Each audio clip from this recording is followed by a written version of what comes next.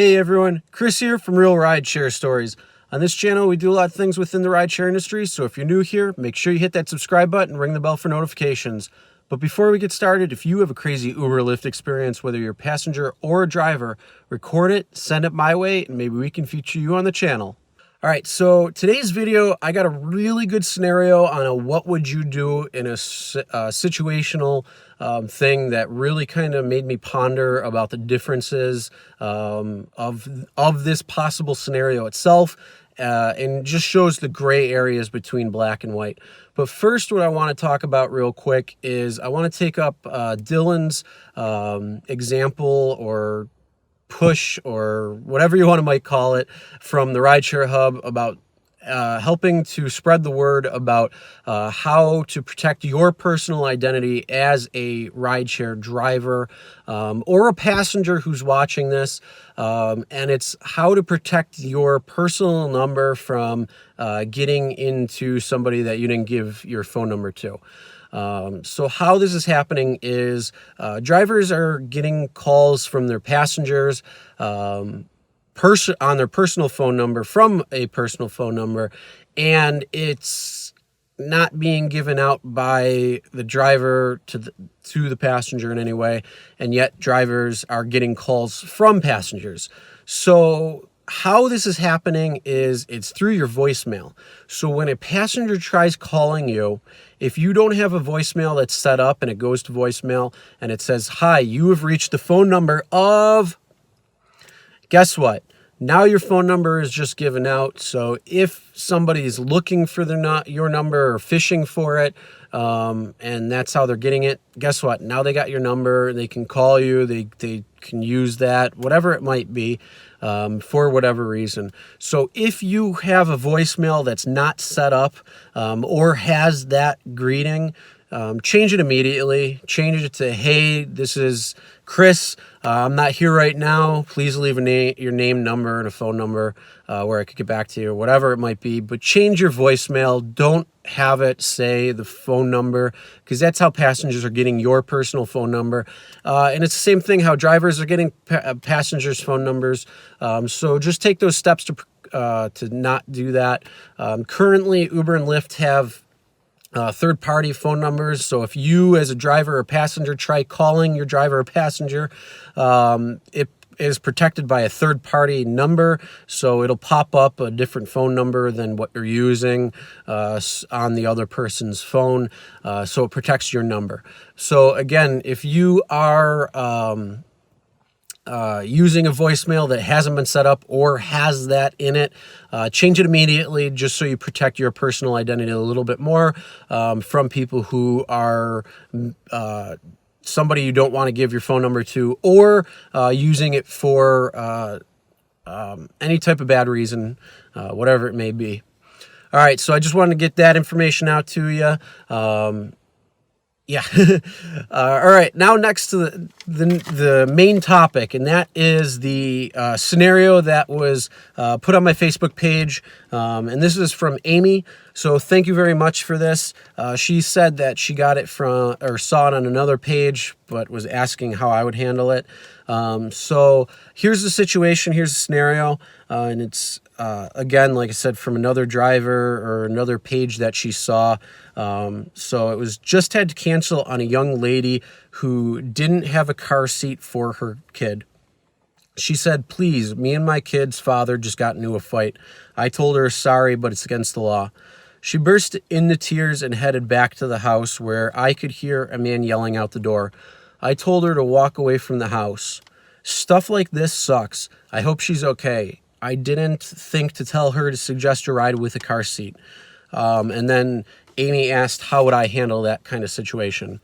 I had to think about that for a little while, because that's a gray area situation where, yes, it's against the law, but is it the right thing to do? And depending on the situation, you can kind of figure it out just by the interaction. Yes, that is something that sucks if there's an issue, if there's a problem. But if it's just a regular fight, a normal fight that relationships go into, whether it's gotten pretty heated and you need some time to cool off, walk away, whatever it might be, that's one thing.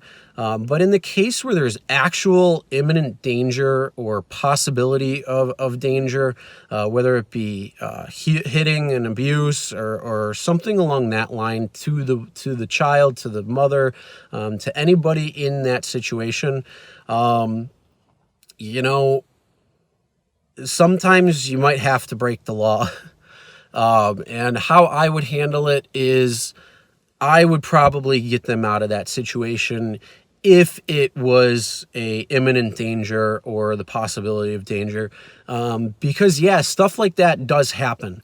It happens often, and it's something you may never come across in your rideshare career as a driver. But it happens often, and it's something that I'm glad this situation was brought up to me because, you sometimes need to ponder these things, and the right thing to do isn't always, the right thing to do is sometimes the wrong thing to do in terms of the law and that. Now, I'm not condoning giving children car rides without car seats, but in situations where there is an emergency or where there is some type of danger, I would much rather make sure they're safe away from that danger, whether it's taking them to a police station or down the street or just away from that, where they're not going to have a problem. That's something that I think I would do as a person, just because you don't want that on your conscience. And like I said, that's the right thing to do in a wrong, the right thing to do in the wrong way, or whatever it might be. If you get pulled over by a cop, I would request to talk to them outside the vehicle, and kind of fill them in on the situation, what's going on. Most of the time, they're going to be very understanding of it. They're not going to cause issues. They're trained for that type of thing. So they might sit and talk to the woman. They might want to make sure that there is no danger, kind of gauge that situation. And, that, like I said, that's something that they're trained to handle. That's something that they're trained to do. So if you get pulled over, share that situation with them. Now, if they still give you a ticket because of that, take it to a judge and bring it up to them. If you have dash cam footage, use that, recording the interaction, saving that interaction. That's definitely something. Now, again, like I said, in a fight where they need to calm down, where there's things like that, if she's scared to go back into the house or something like that, that's kind of a red flag that there's some sort of issue going on, that she may not want to say that there is danger. So that's going to be up to you. And I would definitely say, get them out of that danger. Do the right thing as a person that may not be the right thing when it comes to being in line with the law. It is a very big gray area. And so this scenario, like I said, I was pondering many different situations on that. And the thing was, the thing that I was thinking about, also when I was thinking about this, is in a situation like this happens quickly. It's not going to be something that's going to be something where I can actually think about that situation. So I'm glad that, Amy, thank you for bringing that up to me. But what do you guys think? What would you do in that situation? Let me read it again one more time for you. And I'll also put it in the description, or in a comment. And so I want to hear what you would do, what you guys would think of doing. And again, just had to cancel on a young lady who didn't have a car seat for her kid. She said, please, me and my kid's father just got into a fight. I told her, sorry, but it's against the law. She burst into tears and headed back towards the house where I could hear a man yelling out the door. I told her to walk away from the house. Stuff like this sucks. I hope she's okay. I didn't think to tell her to suggest a ride with a car seat.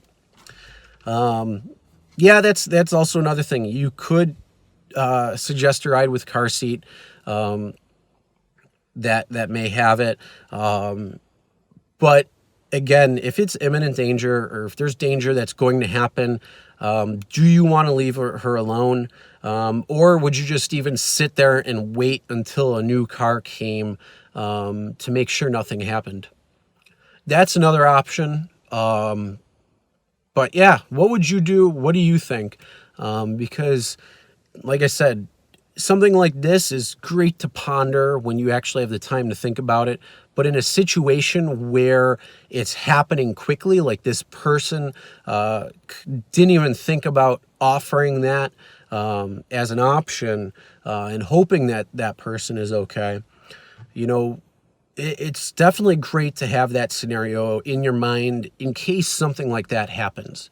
Yeah, so let me know what you would do. But that's going to be the end of today's video. Thank you again, Amy, for bringing that situation up to me and pondering about it. I kind of babbled a little bit on this because it's, you know, there's so much going on and you kind of got to be at the right scenario or the right situation. And in the background, you'll kind of figure that out when you can read the situation, read what's happening. Like I said, if there's any type of imminent danger, maybe pull over, wait for them to come in, whatever it might be. But yeah, I don't know. There's a lot of crazy things that can happen. So just being prepared for that, seeing what's around the area besides just that person and the car seat. How would you handle it? What would you do? Let me know. And that's the end of today's video. Hope you guys take this, think about it, and then get back to me. Comment below. Let me know. All right, with that being said, make sure you hit that subscribe button, ring the bell for notifications for all our upcoming videos. As always, never drink and drive, always tip your drivers, and we'll see you next time.